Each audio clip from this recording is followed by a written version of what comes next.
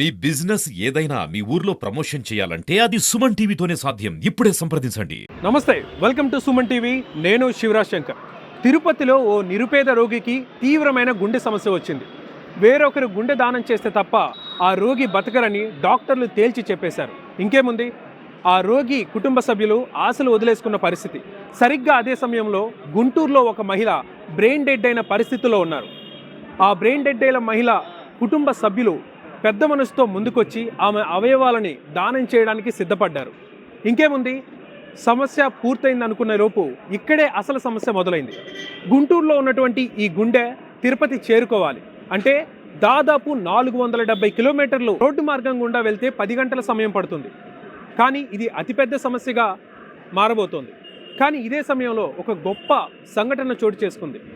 సమయస్ఫూర్తితో వ్యవహరించిన రమేష్ హాస్పిటల్స్ వారు ప్రభుత్వంలో ఉన్నటువంటి నారా లోకేష్ గారికి సంప్రదించారు.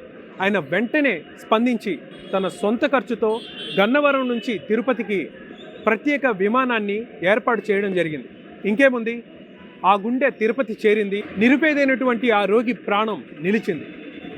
ఇక్కడ జరిగినటువంటి ఈ గొప్ప సంఘటనలో ఇంకా ఎటువంటి విషయాలు జరిగాయి, పూర్తి వివరాలు తెలుసుకునే ప్రయత్నం చేద్దాం. సో ప్రస్తుతం మనతో పాటు ఉన్నారు డాక్టర్ ఎలవర్తి కార్తిక్ చౌదరి గారు. నమస్కారం సార్. నమస్తే అండి sir. First of all congratulations sir and hats off to you.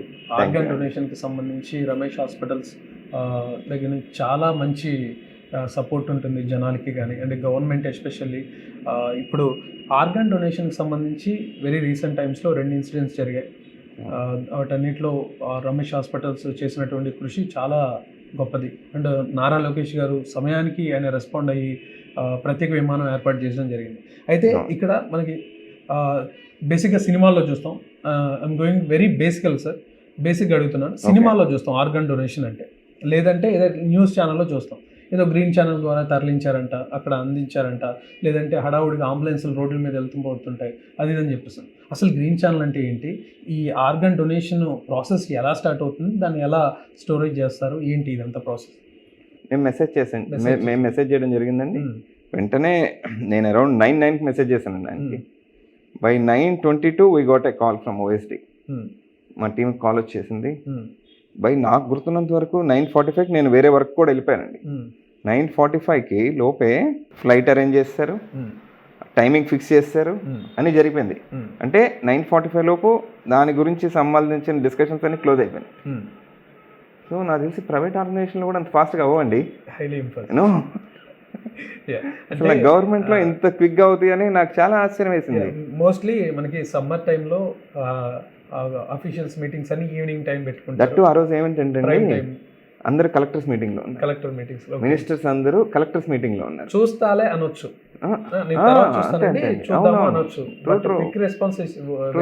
Because he knows, I think ఆయనకు అంత ఇంపార్టెన్స్ తెలుసు కాబట్టే జరిగింది. సో ఎందుకు టైం తీసుకుందాం, మెల్లగా చెప్పచ్చు కదా, అంత హడావిడి ఎందుకు అనుకోవచ్చు మీరు. ఏమవుద్దంటే మనం వెంటనే కనుక చెప్పకపోతే జీవన్ దాన్ వాళ్ళు వేరే స్టేట్స్కి అలాట్ చేసేయాలి. ఎందుకు, మన పేషెంట్ ఇక్కడ డొనేట్ చేస్తున్నారు కదా, అట్లా అని చెప్పి డొనేట్ చేస్తాన్నాక వాళ్ళని సాగదీయటం కరెక్ట్ కాదు. దట్టు క్లినికల్ కండిషన్స్ ఉంటుంది పేషెంట్.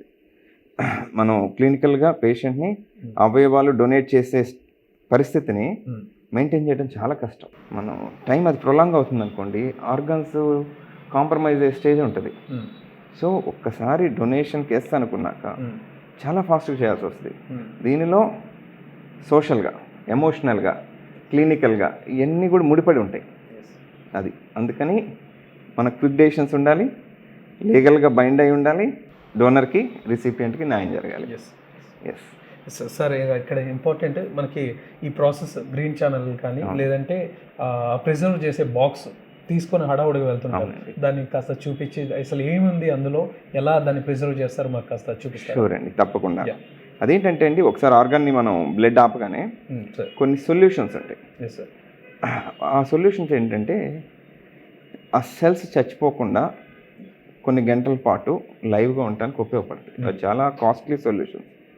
వాటి సొల్యూషన్స్తో మొత్తం దాన్ని పర్ఫ్యూజ్ చేసి ఆ సొల్యూషన్స్లో ప్యాక్ చేసి ఐస్, మనం స్టెరైల్ ఐస్, మన నార్మల్ ఎన్ఎస్ ఫ్లూయిడ్ ఉంటుంది కదండి, వాటిల్ని ఫ్రీజ్ చేసి టోటల్ ఐస్లో ప్యాక్ చేసి ఆ బాక్సెస్లో పెడతాం.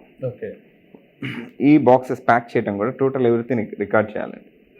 రికార్డ్ చేయాలి ఎవ్రీథింగ్. మన బాడీలోంచి ఎవరైతే డోనర్ ఉన్నారో బాడీలోంచి తీసే ఆర్గాన్ని తీసేటప్పటి నుంచి మళ్ళీ బాక్స్లో సీల్ వేసే వరకు రికార్డ్ ఉండాలి. It should be very transparent. Proper sterile ఐస్లో పెట్టి దాన్ని క్లోజ్ చేయడం జరుగుతుందండి. ఎందుకంటే లో టెంపరేచర్స్లో ఉండాలి. ఎప్పుడైతే బ్లడ్కి ఆక్సిజన్ ఆర్గాన్కి ఆక్సిజన్ అందదో అప్పుడు లో టెంపరేచర్స్లో ఉంచాలి ఆర్గాన్ని. సో అప్పుడు ఏంటంటే ఆర్గాన్కి అవసరమైన ఎనర్జీ తగ్గుతుంది. సో దానివల్ల ఆర్గాన్ చెడిపోకుండా ఉండడానికి అవకాశం ఉంటుంది.